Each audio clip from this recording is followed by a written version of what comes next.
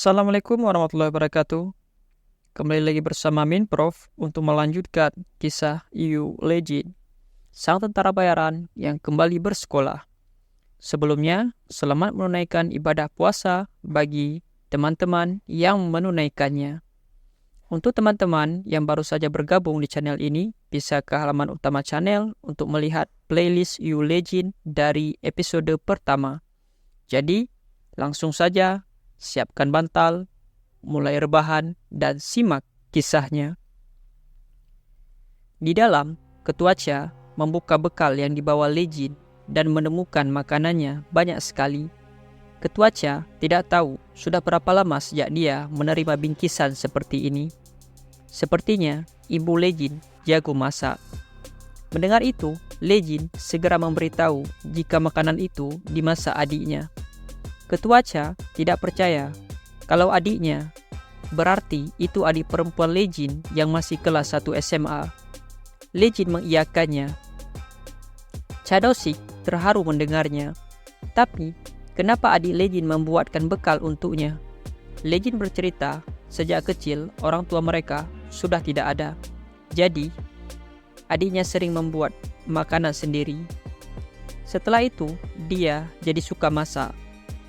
Ketua Cha merasa bersalah mengetahui itu. Dia menatap Legend iba. Tapi Legend balik menatapnya, membuat Ketua Cha malu dan salah tingkah. Dia segera berbalik dan menawari Legend minum sesuatu karena ini pertama kalinya Legend datang ke rumahnya. Namun, begitu membuka kulkas, Ketua Cha hanya menemukan botol alkohol di sana. Lagi-lagi Ketua Cha jadi salah tingkah. Legend lalu berdiri dan memutuskan untuk pamit. Ketua Cha menahannya. Dia akan membeli sesuatu di depan dan menyuruh tamunya menunggu di sana. Legend menolak. Tapi Ketua Cha bersikeras. Bagaimana bisa dia membiarkan tamu pergi begitu saja? Tiba-tiba, ponsel Ketua Cha berdering menghentikan pembicaraan mereka. Dia bergegas mengangkatnya. Rautnya langsung berubah saat tahu bawahannya Hyung-suk menghilang. Ketua Cha berkata akan pergi menemui bawahannya sekarang. Raut Legend yang mendengar juga berubah. Ketua Cha berusaha ramah dan meminta maaf. Sepertinya hari ini Legend harus langsung pergi. Dia ada urusan mendadak. Legend tidak mempermasalahkannya. Cha Do-sik kemudian pergi ke tokonya. Di sana anak buahnya melaporkan, dini hari kemarin 2 toko mereka diserang lagi. Di waktu yang sama, Kak Hyung-suk mengalami kecelakaan lalu lintas dan menghilang. Mereka tidak bisa menemukannya dimanapun. Yang lain menambahkan, anak-anak lain yang bersama Kak Hyung-suk semuanya dilarikan ke rumah sakit.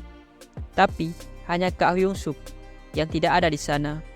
Mereka juga sudah menghubungi rumah sakit lain, tapi hasilnya sama saja. Cha Do-sik marah besar. Dia menyuruh bawahannya mencari Hyung-suk. Menemukannya lebih penting daripada mencari tahu siapa yang menyerang mereka. Dan bawahannya menuruti perintah Do-sik. Dan tepat saat ini, ponsel Do-sik berdering. Kang Gil-soo kembali meneleponnya. Gil-soo langsung berkata dia mendengar kabar kalau Do-sik kembali diserang, dan Do-sik mengiyakannya. Kang Gil-soo berpura-pura prihatin. Sebenarnya, siapa yang menyerang seperti itu? Kali ini, Cha Do-sik sudah tahu. Dia kemudian membalas. Dia juga penasaran, kenapa tiba-tiba Gil-soo menyerangnya. Gil-soo diam sejenak. Dengan senyum licik, dia bertanya, bagaimana Do-sik bisa tahu? Ketua Cha berkata, meski dia tidak mau tahu, bagaimana mungkin dia tidak tahu? Tidak mungkin orang lain sama sekali tidak tahu jika Gil-soo menyerangnya secara sistematis begini. Dilihat-lihat, sepertinya Kang Gil-soo melakukannya dengan sengaja agar dia bisa tahu. Gil-soo membenarkannya. Dia memang sengaja agar mantan bawahannya menyadari itu. Cha Do-sik bertanya, apa ini yang dimaksud bosnya di pembicaraan mereka dulu? Dan Gil-soo kembali mengiyakan. Beberapa waktu lalu, Do-sik membuat kesalahan besar. Gilso mendengar rumor kalau Cha Dosik merilis kelemahan politikus yang dulu dia layani. Sontak, ketua Cha terkejut. Gilso melanjutkan, sepertinya Dosik tahu apa artinya itu. Kenapa dia melakukan tindakan bodoh seperti itu? Orang-orang yang memiliki power di atas tentu tidak bisa membiarkannya begitu saja. Kabarnya, dulu mereka berniat membereskan Dosik, tapi gagal. Apa dia pikir itu adalah akhirnya? Bukankah jika dia tidak diambil sebagai contoh, anjing-anjing lain juga akan menggigit tuannya? Di depan Gilso terlihat siluet seseorang yang sudah terluka parah. Gilso lalu memberitahu alasan dia menyerang Dosik. Karena selain politikus yang menjadi atasannya dulu, ada politikus lain yang perbuatannya sedikit tidak jujur, juga ingin menyingkirkan Cha Dosik. Tiba-tiba terdengar suara teriakan. Ketua Cha mengenal suara itu dan dia marah saat mendengarnya. Hyung Suk sedang disetrum di kursi listrik. Gilso membentak anak buahnya. Apa mereka tidak melihat bos sedang menelepon? Berisik sekali. Cha Dosik geram. Dia menggertakkan giginya dan bertanya kalau target Gilso adalah dirinya, kenapa sampai mengusik Hyung Suk? Gilso kesal. Bajingan ini sudah curiga dan menyuruh orang untuk memata-matainya. Dia tidak menghargai Gilso sebagai senior. Dasar bajingan congkak. Sebagai bonus, Gilso juga bilang dia akan membunuh anak ini. Orang-orang itu senang dengan hal ini dan akan membayar uang lebih. Sepertinya mereka sangat membenci Cha Dosik. Gilso bangkit dan mendekati Hyung Suk. Dia bertanya, apa ada yang ingin Dosik katakan sebelum adiknya mati? Karena dulu mereka sudah melewati banyak waktu bersama. Paling tidak hanya ini yang bisa bosnya lakukan untuk Dosik. Gilso kemudian menempelkan ponselnya ke kepala Hyung Suk dan menyuruhnya memberitahu wasiat pada Dosik tersayang. Hyung Suk memanggil ketuanya. Suara dia sudah sangat lemah. Dia meminta maaf. Dosik bertanya, untuk apa dia minta maaf? Sebaliknya, gara-gara dia, Hyung Suk menyela dan berkata, dibanding itu, dia khawatir jika meninggalkan ketua sendirian. Pasti ketuanya langsung tidak mau makan. Cha Dosik mengepalkan tangannya. Dia tidak bisa berbuat apapun. Kang Gilso jijik mendengar itu. Dia menyuruh untuk meninggalkan wasiat. Ketua Cha lalu mengancam Kang Gilso. Jika dia membunuh Hyung Suk, Gilso akan mati di tangannya. Gilso heran, apa Dosik tidak paham situasi? Apa menurutnya Gilso tidak akan membunuh anak ini karena takut mendengar perkataan Dosik? Kenapa dia beromong kosong yang tidak berguna? Ketua Cha berteriak marah. Tapi tiba-tiba terdengar suara keras di seberang. Di tempat Kang Gilso, salah satu bawahannya terlempar, membuat pintu di sana rusak parah. Seketika, perhatian semua orang teralihkan. Seseorang masuk perlahan. Hyung Suk tercengang melihat siapa yang masuk. Dia heran, kenapa bocah SMA itu bisa ada di sini? Tentu saja orang itu adalah Lee Jin. Sementara itu, di tempat lain, Seng-jo mengeluh sakit mata. Sepertinya dia baru bangun dan harus menatap layar komputer di SW. Seng-jo benar-benar kesal jika Lee Jin menelepon selalu saja begini.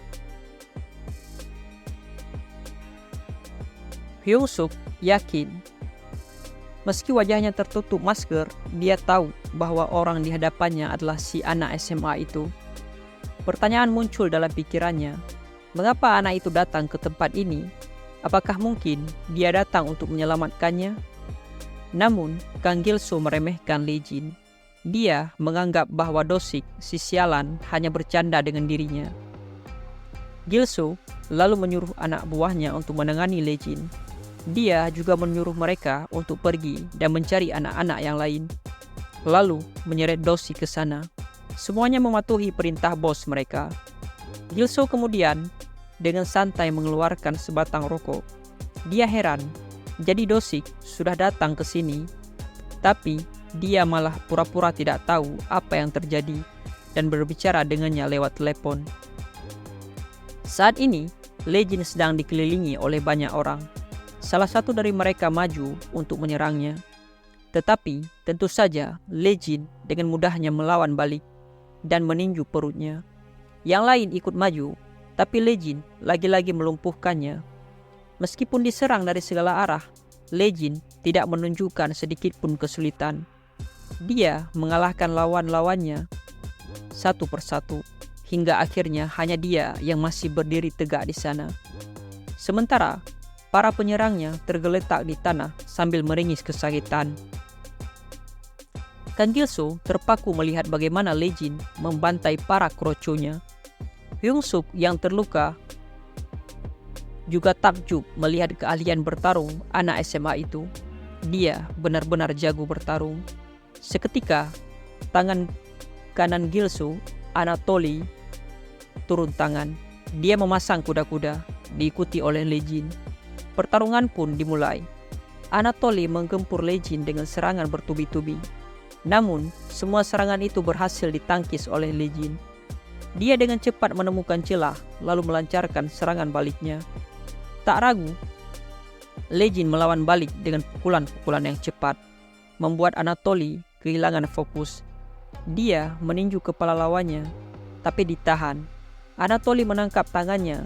Dia berusaha melawan, tapi hanya menjadi sasaran tinju bagi Legend. Anatoly tiba-tiba menebas paha Legend, memaksa Legend untuk mundur. Luka goresan terlihat di pahanya.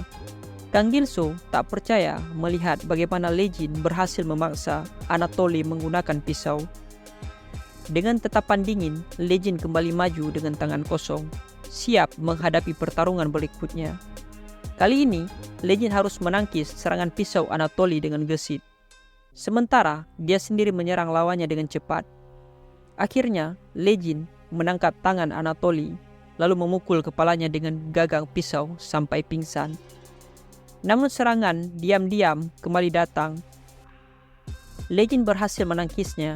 Dengan cepat, dia membalas menebas pisaunya, membuat lawannya tergores. Tanpa ragu, Legend terus menyerang hingga akhirnya dia mengenai lengan lawannya, mengakhiri perlawanan yang sia-sia. Semua lawannya sudah tergeletak tak berdaya. Gilso terperangah dan ketakutan melihat kroni-kroninya dihancurkan. Dengan gemetar, ia bertanya pada Legend, siapa sebenarnya bocah itu? Tapi Legend tidak memperdulikan Gilso. Ia berjalan mendekati Hyung-suk yang masih penasaran mengapa anak SMA ini mau menyelamatkannya. Legend menjawab bahwa mungkin masalah ini berkaitan dengannya sendiri.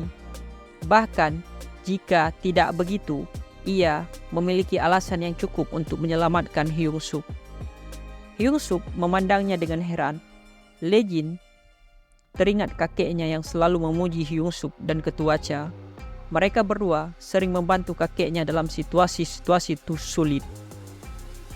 Dia juga ingat kata-kata Dayun tentang kedua pria itu. Sementara itu, Kang Gilso melihat kesempatan emas. Ia mengajak Legend untuk bergabung dengannya, menyatakan bahwa itu akan sia-sia jika Legend tetap berada di bawah Cha Doshi. Gilso bahkan berkata bahwa orang seperti Legend tidak cocok dengan negara ini. Dia berjanji Legend bisa bertindak sesuai keinginannya jika bergabung dengannya. Legend hanya diam, tanpa sepatah kata pun. Gilso bertanya-tanya apa itu jawaban Legend.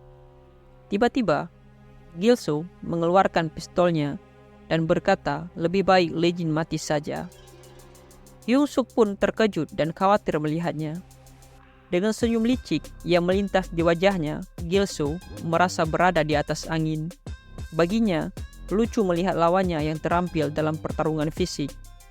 Bagaimanapun, satu tembakan saja dari pistol akan mengakhiri segalanya. Ketika Gilso pertama kali tiba di negara itu, dia sendiri tak terbiasa dengan cara seperti ini. Dia bisa merasakan ketegangan yang memenuhi udara.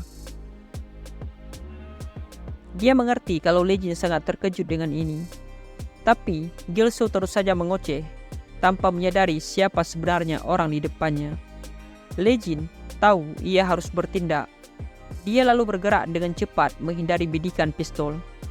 Gilso berusaha menembak Legin. Tapi Legin menghindari semua tembakan Gilso.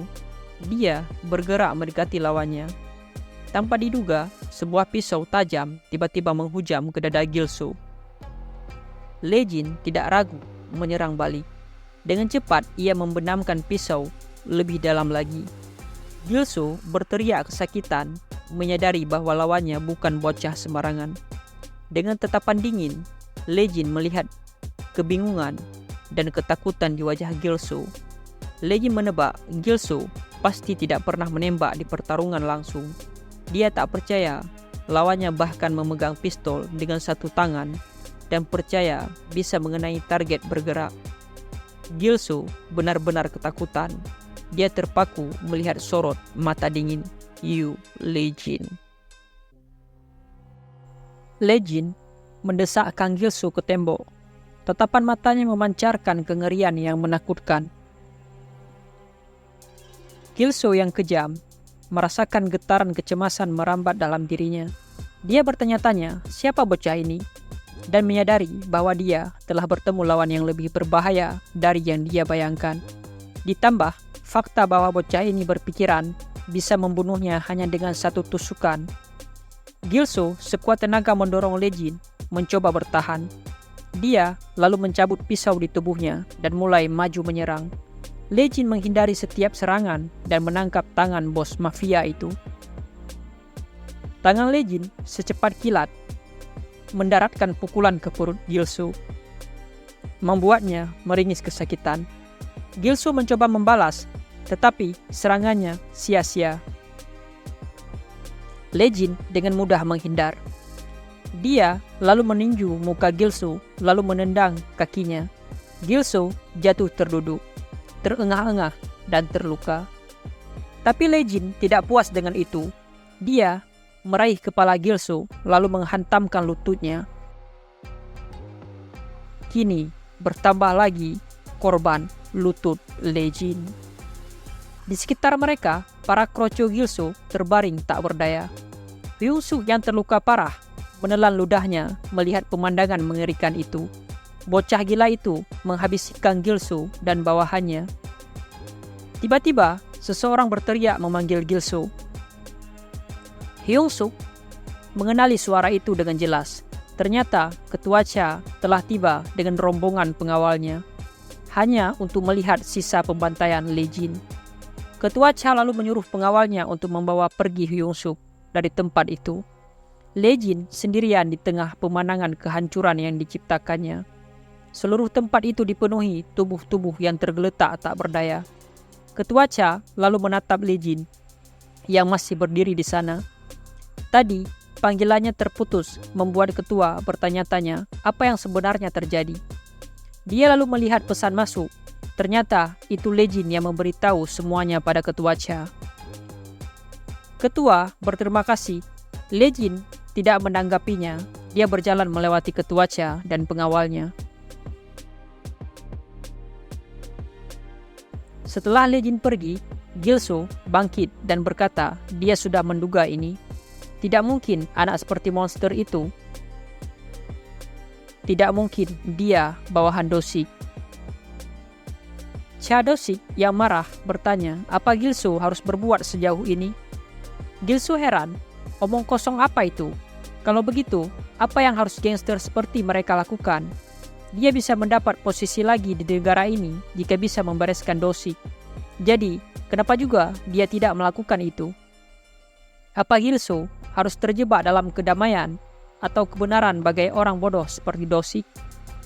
Gilso mengingat memori lamanya, padahal sudah banyak yang telah Gilso lakukan sejauh ini. Tapi, kenapa orang itu bilang tidak akan menyerahkan bisnis itu padanya? Gilso lalu mendengar pembicaraan anak buahnya. Mereka membicarakan rumor tentang Cha Do-sik yang akan keluar. Temannya membantah, bukannya ketua Cha akan mengambil alih organisasi? Kenapa dia malah keluar? Yang lain memberitahu, kemampuan bisnis dan kepatuhan anak buah ketua Cha tidak bisa dibandingkan dengan bos Gilso. Memang ada rumor juga, katanya ketua Cha tidak mau bersitegang dengan bos Gilso, jadi dia memilih pergi. Temannya kagum mendengarnya. Ketua Cha pergi karena tidak mau bersaing dengan bos Gilso. Apa dia bersedia membuang semua ini? Tapi bagaimanapun juga pesonanya ketua Cha bisa membunuh. Karena itu dia ingin ikut ketua Cha jika ketua keluar. Dia tahu ada cukup banyak orang selain dia yang ingin ikut ketua juga. Temannya jadi ragu, apa dia harus ikut dengan ketua Cha juga? Gilso benar-benar geram mendengarnya. Kembali ke sekarang, Kang Gilso bertanya sampai saat ini, Do-sik masih belum bisa memiliki apa-apa kan? Dia menunjukkan kebenaran atau apapun itu pada adik-adiknya. Do-sik juga bilang untuk menghindari konflik dengan anggota yang lain, agar bisa hidup damai. Jika begitu, Do-sik seharusnya cari kerja saja daripada menjadi gangster. Kenapa dia malah mengotori bidang ini? Setelah mendengar ocehan Gilso, ketua Cha mengatakan Gilso lah yang mengotori bidang ini. Tidak peduli seberapa tidak sukanya dia dengan keadaan, bagaimana bisa dia ingin menusuk dari belakang adik yang menghormatinya. Gilso diam, matanya penuh amarah. Melihat itu, ketua Cha menghela nafas. Sepertinya Kang Gilso tidak akan pernah mengerti. Tapi mau mengerti ataupun tidak, dia tetap harus bertanggung jawab. Anak buah ketua mulai bergerombol. Gilso seketika panik dan bertanya apa yang mau dilakukan Cha Do-sik. Bukannya mereka berdua bertarung 1 lawan 1, tapi Do-sik malah ingin menghabisinya dengan keroyokan seperti itu. Ditambah, apa dia ingin melawan Gilso yang terkena tusukan ini? Do-sik mau apa terhadapnya yang sedang dalam kondisi seperti ini? Situasi ini tidak adil. Perlahan anak buah ketua mulai mendekati Kang Gilso yang ketakutan. Ketua Cha membakar rokoknya dan berkata dia akan mengurus situasi ini sendiri. Dan itu bukan urusannya. Kang Gilso mengumpat sebelum dipukul dari belakang. Semua menjadi gelap. Sementara itu, Lejin baru saja tiba di rumah pada pukul 2 kurang.